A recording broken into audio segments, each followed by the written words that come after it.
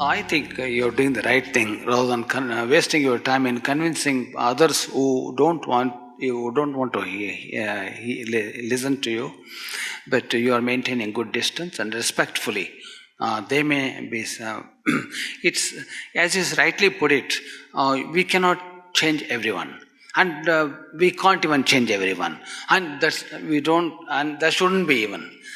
If you change everyone, so there isn't such in any excitement in the world.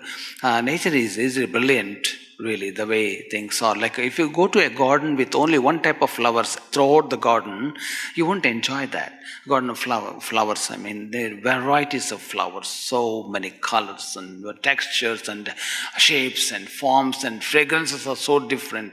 And then that's so lifting, isn't it? Elevating. So that's how it is. So and if someone approaches you with a receptive mind and recognizing your wisdom, then you can offer some suggestions. Even when we are offering, we can make mistake easily. Oh, now you came to me. Have you realized now? You should listen to me. You shouldn't take that position. Then they will again drift away. So talking empathetically, and as though you have given me an opportunity for me to express, if it's going to be useful to you, that would be great. Thank you for recognizing me. Now I can really open up myself. This is how I would think. So that's empathetic, inclusive communication. What we normally do, we somehow get carried away and make exclusive communication.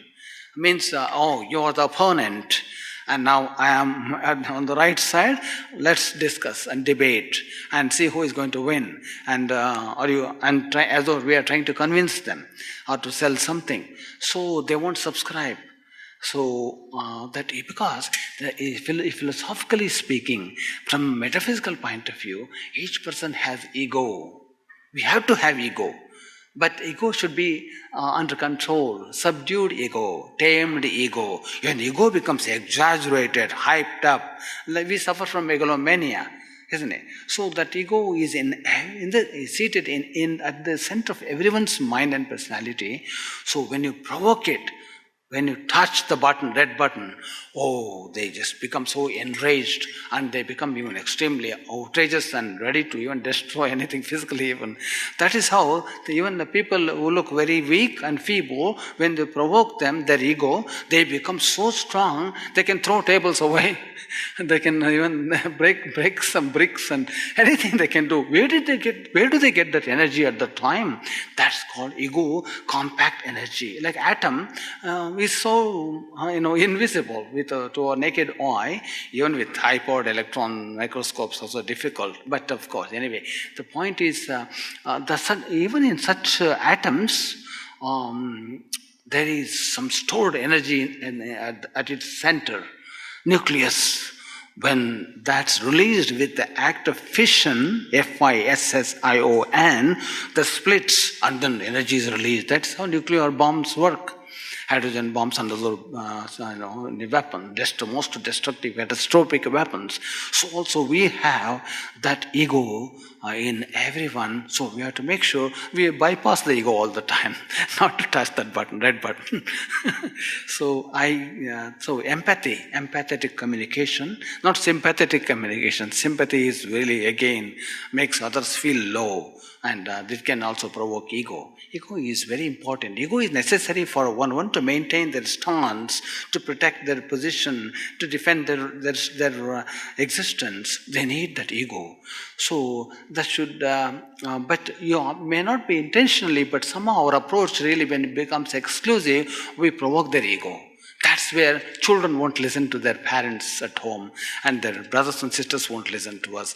Our own friends won't listen to us, because our approach is like separating. Although we are saying the good things that would benefit them, but our approach is wrong.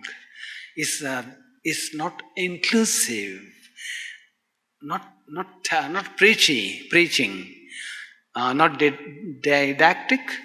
It should be expressing your concern. Oh, what shall we do if this is the scenario?